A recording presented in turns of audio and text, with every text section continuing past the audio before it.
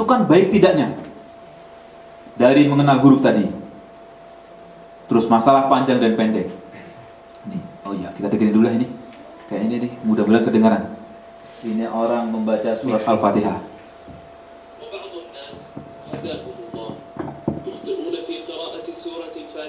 Salah baca Quran, ya.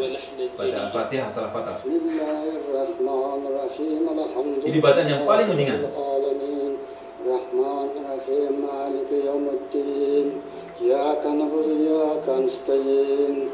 Ihdinas siratal mustaqim, siratal ladzina an'amta 'alaihim ghairil maghdubi 'alaihim waladdallin. Bismillahirrahmanirrahim.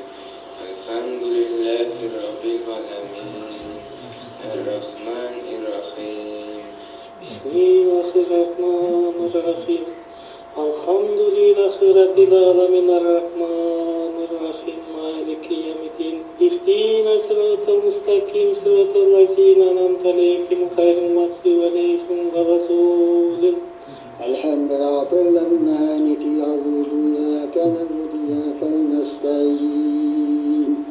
Ihdinas siratal mustaqim, siratal ladzina an'amta 'alaihim ghairil maghdubi 'alaihim. Makmum tinggal amin aja nih. Alhamdulillah bukan film dari ini, tapi yang ini berikutnya di film Indonesia nih. Tapi yang baik, alhamdulillah yang bagus, Indonesia yang bagus, alhamdulillah. Gitu. Tapi nggak diterusin. Nah ini orang tadi baca surah Al-Fatihah. Kalau nggak saya kasih pengantar surah Al-Fatihah atau langsung baca yang terakhir tadi, mungkin orang nggak ngira baca apaan. Kan gitu. Nggak ketahuan memang udah nggak ada artinya lagi itu. Nggak ada artinya lagi.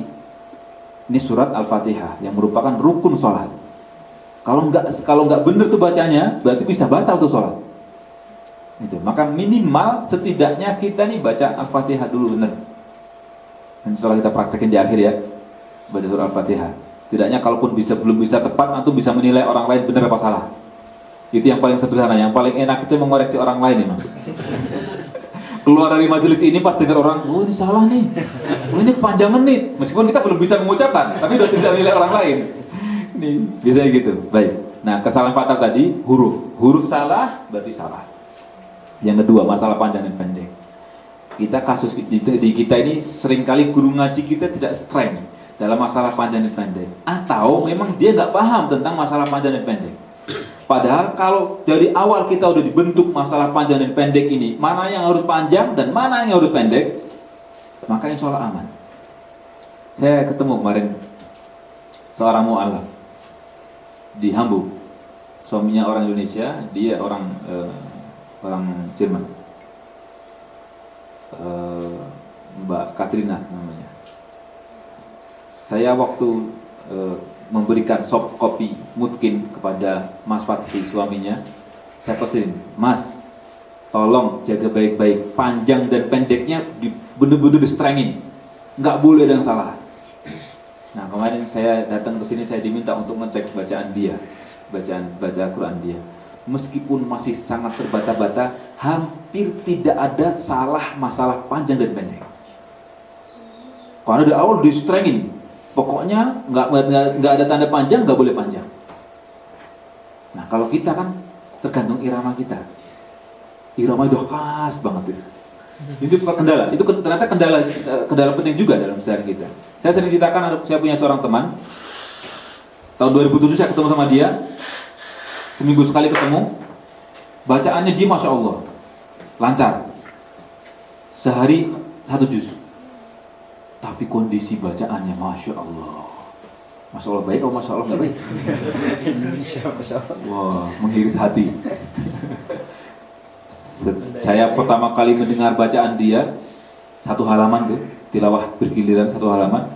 Saya bikin statement, ini bacaan orang ini, kalau saya diminta ngoreksi 1 baris saja, diberi waktu 30 menit, nggak cukup tuh 30 menit. 1 baris, 1 baris. 1 juz sehari dia bisa selesai. 1 juz itu isinya kurang lebih 20 halaman. Per halamannya ada 15 baris. Hitung coba, 1 juz berapa baris? Jadi berapa? 15 kali 10, 20 jadi 300 baris kali 30 menit. 9.000 menit. Berapa jam tuh? Setiap seminggu itu saya ingetin, ini yang benar seperti ini, yang salah seperti ini. Tapi ternyata masih salah terus. Sampai klimaksnya guru ngaji saya bilang, "Kok sudah baca salah-salah gitu? Antum dari zaman dulu salah ini terus. Masalah panjang pendek, ketuker huruf. Kapan mau bener?" Katanya. Ya udah kesel, mungkin udah marah banget lah gitu. Mungkin dari pulang kantor juga, dokter spesialis, mungkin habis shift malam atau apa. Saking keselnya gitu, kebawa juga tuh dari kantornya. Akhirnya dia bilang, "Antum, saya kasih waktu 2 minggu. Kalau dalam 2 minggu gak ada perbaikan, gak usah datang masuk sini lagi." Coba, diancam gitu tuh. Kalau kita diancam gitu gimana? Alhamdulillah. Alhamdulillah dilarang gitu kan. Tapi ini orang subhanallah, jagoan dia. Selesai acara itu langsung nemuin saya, "Ustaz, antum punya waktu enggak?" "Buat apa?" "Ane mau belajar ngeberin bacaan Quran." Saya bilang, alhamdulillah. 3 tahun saya ngingetin dia, dari tahun 2007 sampai 2010, nggak sadar-sadar. Tapi ketika dimarahin gitu baru nyadar dia, ternyata dia masih salah-salah. Saya cuma nyindir-nyindir aja, ini yang benar gini, yang salah gini, contohin gini. Ternyata dia nggak kena itu, nggak merasa disindir gitu. Baru pas diingetin, ya saya bilang, datang aja nanti sholat subuh di masjid saya, habis sholat subuh nanti saya ajari. Seminggu 2 atau 3 kali gitu. Dia agak jauhan dari saya, di Condet, sholat di Masjid Al-Khairat itu. Jalan kaki dia dari tempat dia. Saya tanyakan pas pulang, "Antum nggak bawa motor?" "Enggak." "Motor enggak?" "Punya mobil, punya motor." Jalan kaki dia. Lumayan 2,5 kilo, 2 kilo. Sambil olahraga katanya. Hari pertama habis baca Quran, surah Al-Fatihah sama beberapa ayat surah Al-Baqarah, dia nanya, selesai itu, "Ustaz, gimana bacaan saya?" Saya bilang, alhamdulillah. Tapi antum tolong perbaiki huruf ini dan itu. Nggak banyak-banyak, saya suruh memperbaiki 2 huruf atau 3 huruf saja, nggak banyak-banyak, atau bahkan kadang 1 huruf saja. "Oke, Ustaz, saya belajar." Dilatih, udah agak bisa, pulang. Potongan berikutnya saya ajari lagi. "Ini kemarin belum bener nih, dibenerin lagi. Ini sekarang kasih ini." Sampai akhirnya udah dapat materi banyak dan ini orang paham. Saya mulai kesal juga. Ini mestinya dibaca panjang, malah dibaca pendek. Ketika dia mestinya baca panjang, dibaca pendek, saya minta ulang. Tolong ulangi lagi. Ulang lagi, salah lagi, baca pendek lagi. Yang ketiga kalinya, tolong ulang lagi. Diulang lagi, salah lagi. Terus saya tanya, "Antum tadi di sini baca panjang atau baca pendek?" "Baca panjang, Ustaz." "Coba tadi berapa kali?" 3 kali dibaca pendek, bilang katanya baca panjang. Gimana coba tuh? Jadi pengetahuannya itu sebenarnya ada. Dia tahu ilmunya bahwa ini mesti dibaca panjang, tapi mulutnya baca pendek. Masya Allah. "Coba ulang lagi saya bilang, ulang lagi. Salah lagi tuh. Saya bilang, antum di sini tadi baca pendek. "Masa sih Ustaz? Baca panjang, cobain aja." Baca lagi, salah lagi. "Antum baca panjang atau baca pendek?" "Baca panjang Ustaz." "Masa sih?" Saya bilang, "Ini saya rekam nih."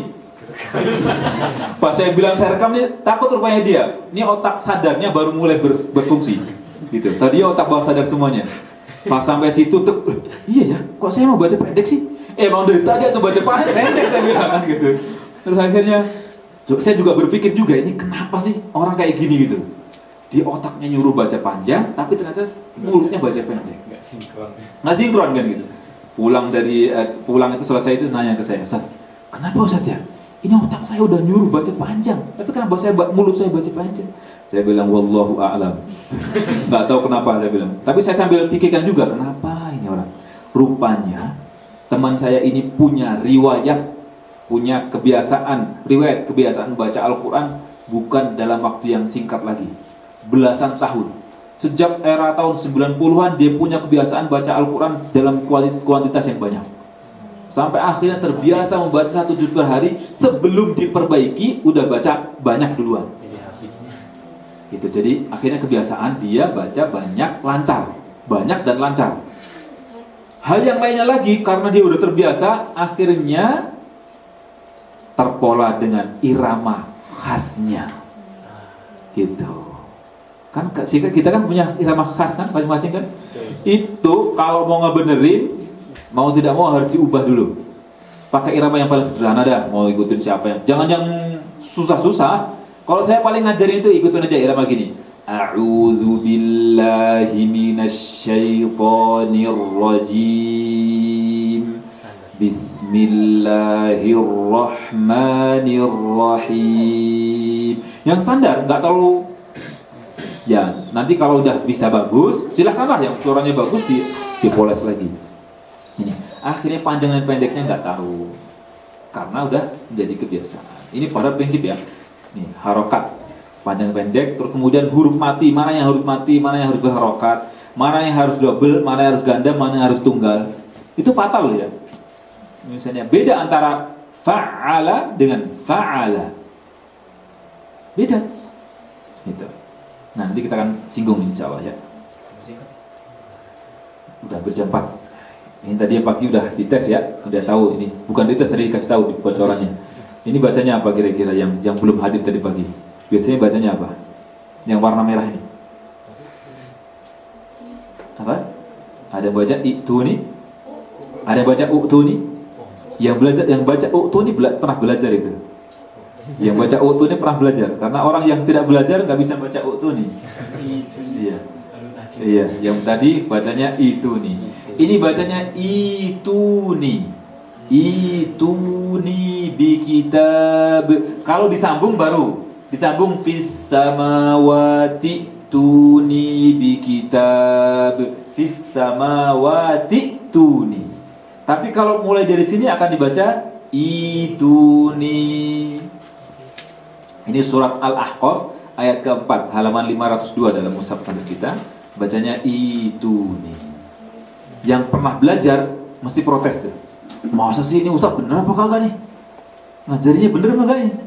Yang pernah belajar mesti protes. Kayaknya salah nih. Ya, yang belum percaya saya katakan kita menghadap Allah SWT untuk cari mana yang benar, mana yang salah. Ini ya. Ini bacanya itu nih ya. Insya Allah benar insya Allah. Saya berani bertanggung jawab di hadapan Allah SWT. Bacanya i 2 rakaat. Itu nih. Coba ucapkan 1, 2, 3.